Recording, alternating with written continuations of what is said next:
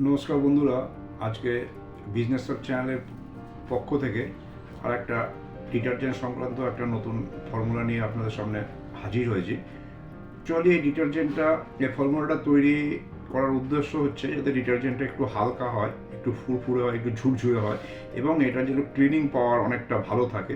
এবং আমরা দেখি ম্যাক্সিমাম কাচার পরে যে একটা হলুদ একটা ছোপ ছোপ দাগ থেকে যায় জামা কাপড়ের উপরে, যেটা আমাদের সাধারণত সরাতে গেলে অনেকটা কষ্ট করতে হয় বা ডিটারজেন্টকে একটু কস্টলি হয়ে যায়, ইউজ করতে হয়, অর্থাৎ সোডিয়াম ট্রাইপলিফসফেট বা টিএসপি ট্রাইসোডিয়াম ফসফেট ইউজ করতে হয়, যেগুলো খুব একটু দামটা একটু বেশি।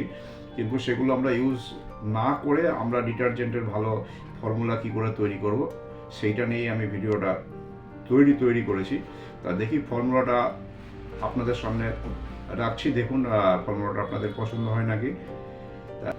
এই ফর্মুলাটা তৈরি করতে গেলে প্রথমে সোডা নেব আমরা 36 কেজি, ডলোমাইট পাউডার সেটা নেব 29 কেজি, আচ্ছা সোডিয়াম সালফেট নেব 4 কেজি, বেকিং সোডা বা সোডিয়াম বাইকার্বনেট নেব 10 কেজি, অ্যাসিড স্যালিন নেব 14 কেজি, এওএস পাউডার ফর্মে নেব আমরা 2 কেজি। এটা আপনারা পাউডার ফর্মের মধ্যে লিকুইড ফর্মেও নিতে পারেন, সেক্ষেত্রে 2 কেজির বদলে 4 কেজি নিতে হতে পারে।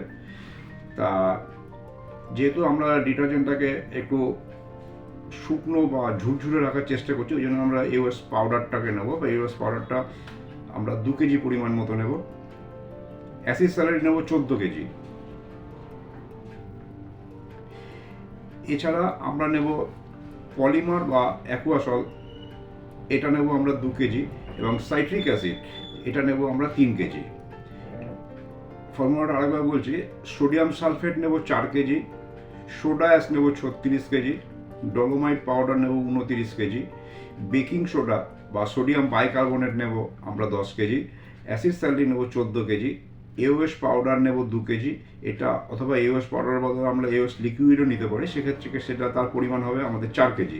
আচ্ছা, পলিমার বা অ্যাকুয়াসল নেব আমরা 2 কেজি, এবং সাইট্রিক অ্যাসিড এটা নেব আমরা 3 কেজি। এই ফর্মুলাতে যদি মালটা মিশিয়ে আমরা তৈরি করতে পারি, দেখা যাবে এটা কীভাবে করতে হবে। প্রথমে আমরা যেটা করব যে সোডা অ্যাশ, ডলোমাইট পাউডার এবং সোডিয়াম সালফেট এগুলোকে খুব ভালো করে মিশিয়ে নেব। তারপরে যে 10 কেজি বেকিং সোডা আছে বা সোডিয়াম বাইকার্বনেট আছে সেটাকে আমরা খুব ভালো করে মিশিয়ে নেব। এই সবকটা মিশ্রণ কমপ্লিট হয়ে যাওয়ার পরে আমরা 14 কেজি অ্যাসিড স্যালারি যেটা আছে সেটা আমরা এর মধ্যে মেশাবো। এই অ্যাসিড স্যালারিটা মেশানোর পরে আমরা 2 কেজি এওএস পাউডার সেটা আমরা এই পাউডারটার মধ্যে মেশাবো।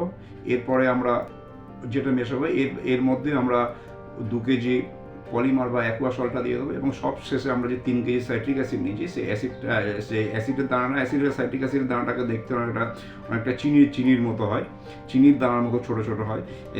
এই দানাটাকে আমরা এই পাউডারটার মধ্যে মিশিয়ে খুব ভালো করে মিশিয়ে নেবো।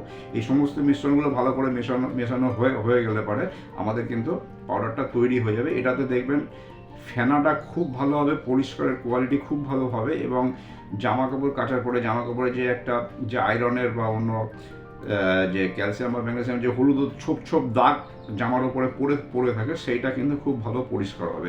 এবং এই ফর্মুলাতে মাল তৈরি করে আমি কিন্তু খুব ভালো রেজাল্ট পেয়েছি। যদি আপনারা দেখতে পারেন এই ফর্মুলাটা একবার ট্রাই করে, প্রথমে তো সবার আগে নিজে একটা স্যাম্পল ফাইল নিজে একটা বাড়িতে তৈরি করুন, তারপরে যদি এটা পছন্দ হয় এটা আপনারা ব্যবসায়িক ভিত্তিতে এটাকে তৈরি করতে পারেন।